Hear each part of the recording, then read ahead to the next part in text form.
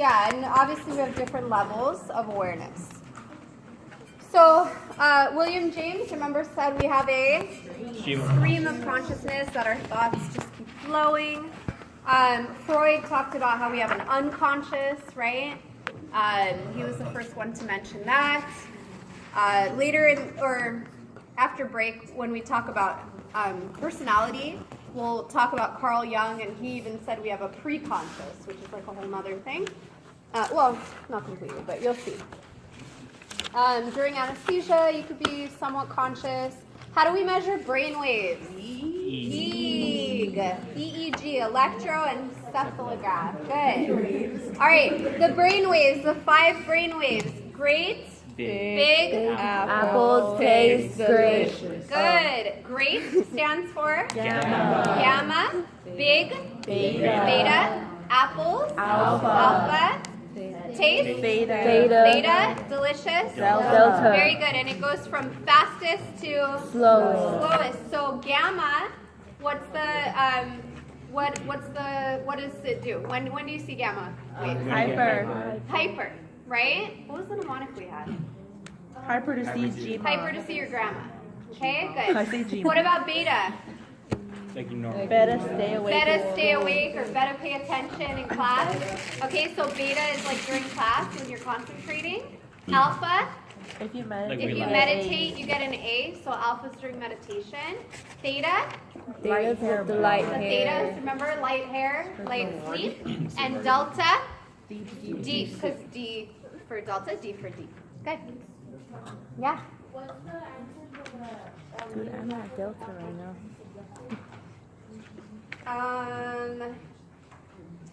Just that different people will like be aware of different things. You can mention that. And how some people will be somewhat aware during like anesthesia. Okay? All right, circadian rhythms, what are they? Our 24 Biological clock, right? And it's generally a 24-hour cycle, assuming you have light. If there's no light, it goes to about 24 and a half. Okay, like 24.2 to 24 and a half hours. So light helps reset the cycle to make it exactly 24 hours. Okay, light hits the retina and then hits the suprachiasmatic nucleus. Just remember supra, the shiny new car. They're coming out with a new one apparently. Yeah, so it's shiny, so light has to do with that. And it basically tells the pineal gland to secrete melatonin. So remember, melatonin helps readjust your circadian rhythms. It also helps you sleep at night. Clear? Yes. Think of melatonin. It's mellow. Helps you sleep. Okay. What are some things that change during circadian rhythms? Temperature. What else? Blood pressure. Urine production, hormone secretion, alertness, right? How hungry you are. Okay, so all these things are kind of on a clock, and that's why you might be always hungry around the same time. Okay? Always tired around the same time. Always peeing around the same time, like some of you in my class. She called you. You're getting away. Yeah, I never go to the bathroom in her class. Me too. not inside my class. Emergency. But during my class. All right. So just like, I gotta put the test around this time. I know. All right. Ready? Okay. So when you mess with the circadian rhythms, like you're not going to bed at the same time every night, or you work the graveyard shift and you never see light. I mean, not now, but you guys won't, don't worry. But if that happens, then it can cause problems, right? So it can make you tired.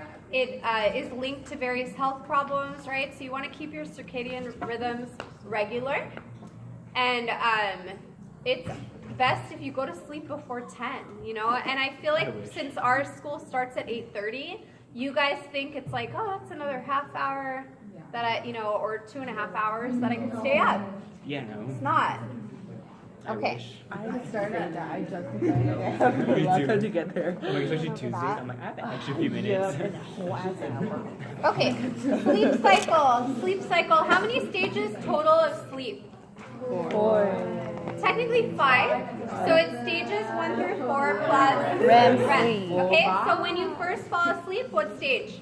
Stage 1. 1, then 2. 2, then 3, then 4, then REM. 3. no 3. You go 3. Because you go 1 3. Remember, you only go into 1 when you first fall asleep, and then 1 gets replaced by REM.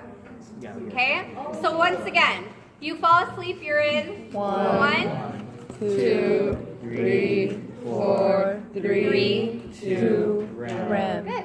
2, 3, 4, 3, 2, REM. Okay, good. And then what happens toward the morning? You have less? REM. No, you have more REM. Oh, yeah. You have less slow wave sleep. So less 3 and 4 and more REM. So you're more likely to dream toward the morning. Okay? That's why when you like set your alarm, you're like, well, I was just dreaming. Yeah. That's why. Okay? All right. Stage 1 sleep again. What waves? Theta waves. Light sleep, light hair. What else happens during stage 1? Hypnotic jerks, right? Where you just like twitch. Okay? Good. Stage 2. Guys, stay focused. Stage 2, what's unique about stage 2? Sleep spin. Sleep spindles, right? No, like mixed EEG, but sleep spindles. What do they look like? Show me. Yes. So, mixed EEG and then mixed EEG and then good. How are you going to remember sleep spindles? Stage 2. 2 S's. Sleep spindles 2. S2. Good. What's the shortest stage? 1. So, like the lower the number, the shorter the sleep. So stage 1 is really short. Stage 2 is a little bit longer, and so on. Stage 3 and 4 are grouped together. What do we call them? Slow wave. Slow wave sleep. Okay, good. Slow wave. So what wave is that? Delta waves. That's the slowest. And then REM sleep. And again, it doesn't have to happen after 3 and 4. It's 1, 2, 3, 4, 3, 2, REM, right? So REM sleep, what's unique about that? It's paradox. Rapid eye movement. It's called paradoxical sleep because even though you're in a super deep sleep, what waves do you have? Beta. Beta waves as though you are awake, okay? And then what is the pons doing at that time? Paralyzing you so that you can't move, like so you can't act out your dreams because that would be a problem. That would be unsafe, right? That's not sleepwalking though. We'll get to that. Okay. You got one. Okay.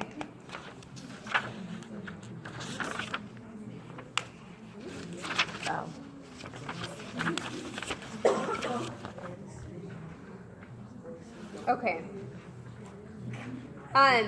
Sleep and measurement. What's the EMG?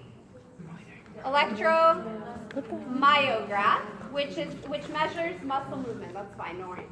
Muscle movement. EOG, electroocular graph, which measures eye movement, right? Like rapid eye movement. And then EEG, electroencephalograph, which measures brain waves. Okay, good. Sleep and culture. Western cultures get less sleep because time is money. Okay, sadly.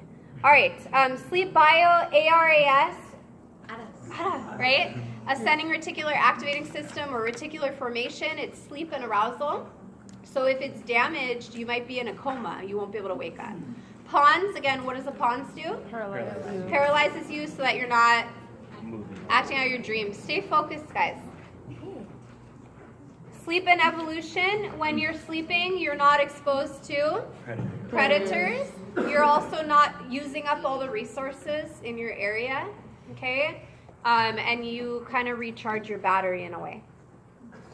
And you conserve your energy. And also like memory too, like so that we know where to go. Memory consolidation, yeah. So during REM, memory consolidation and neurogenesis, creativity.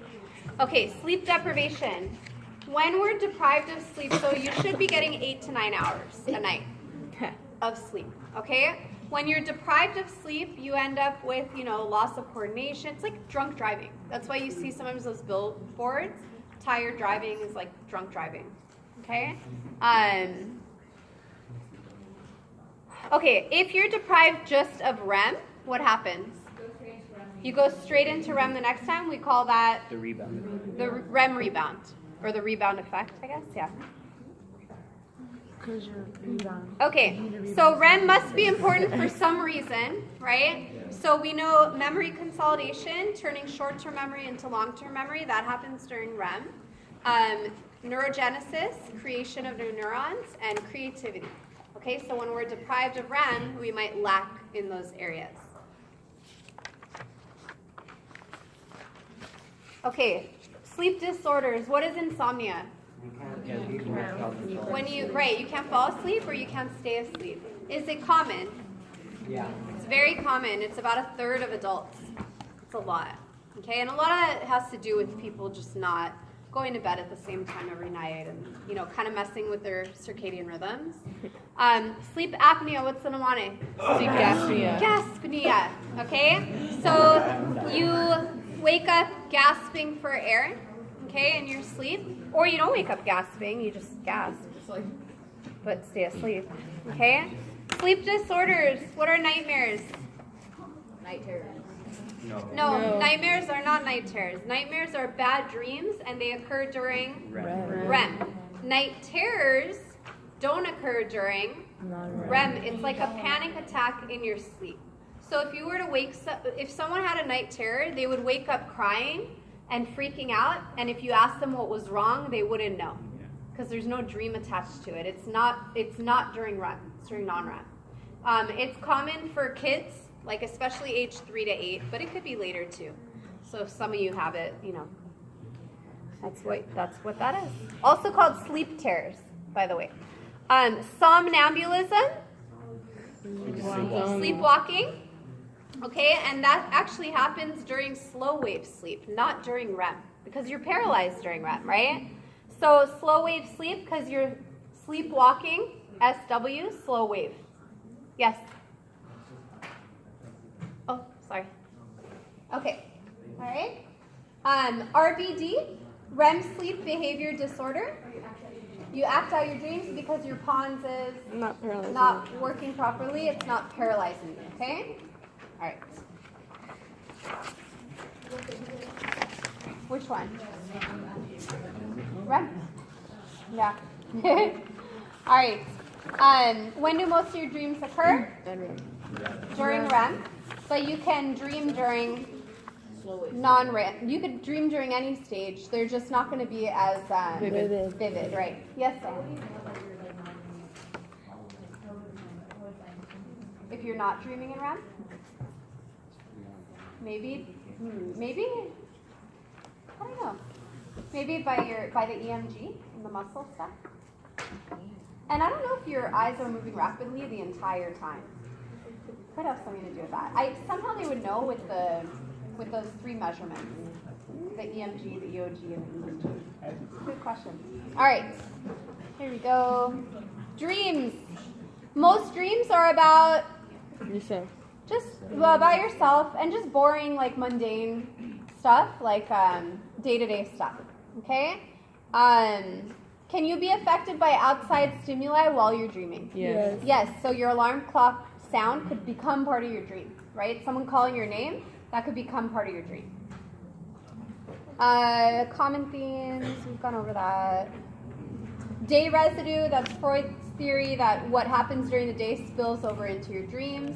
Freud also said we have wish fulfillment.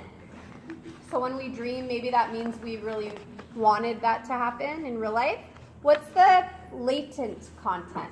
The hidden meaning, okay? Because you find the hidden meaning later, right? What's the manifest content? The plot. The plot, remember manifest destiny, plot of land? So it's the plot. So if you just tell someone what happened in your dream, what would that be? That would be the manifest content. And then if someone is like, oh, well, that must mean this, then they're giving you the latent. Good.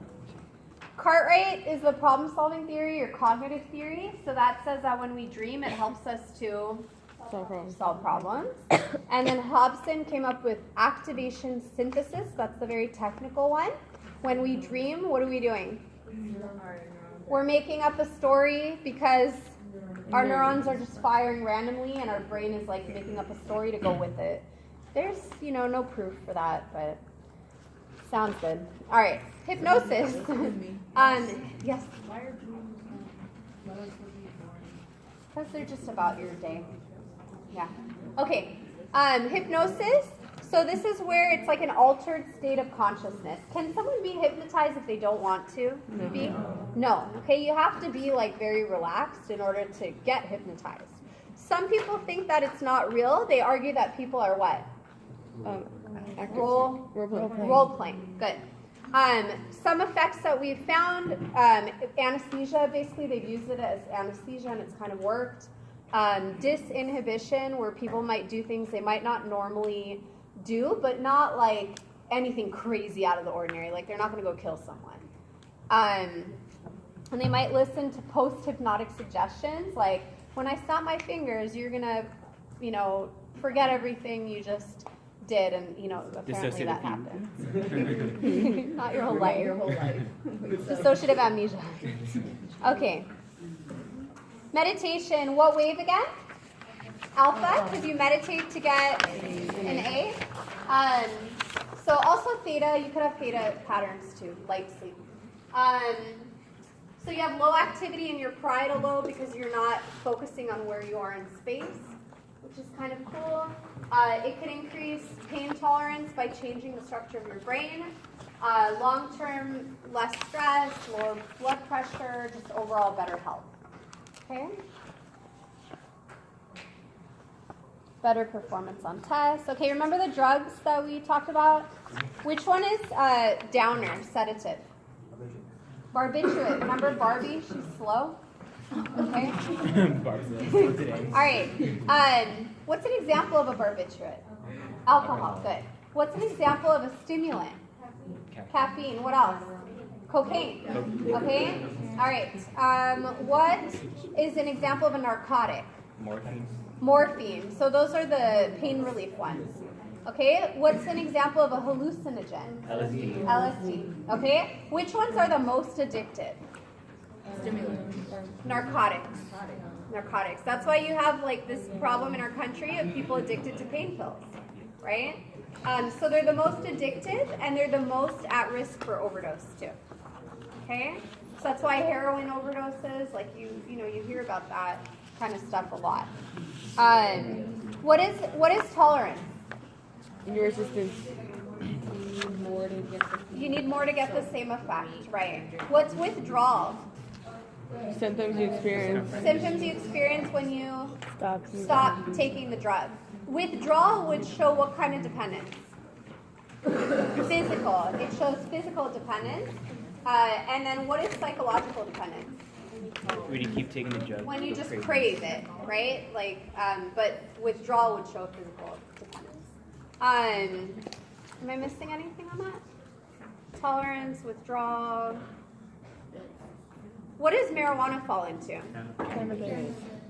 It's cannabis, but it's not a clear. It's not any. Yeah, it has its own category. Right. You don't consider it a necessarily a barbiturate or a hallucinogen. Yeah. In the Barron it put marijuana as a hallucinogen. Did it? Yeah. I wouldn't. It depends on which book you read. I'm trying. Yeah. I don't think they're gonna ask that. If they do, I don't know. Really? I don't know. Let's just hear that. Different things. I don't know. Different books will tell you. Okay, guys. That's chapter 5. Yeah, it's short. We're gonna go straight into 6 because That's long. 5 was really short. Did I push it? No. Harder? There. All right.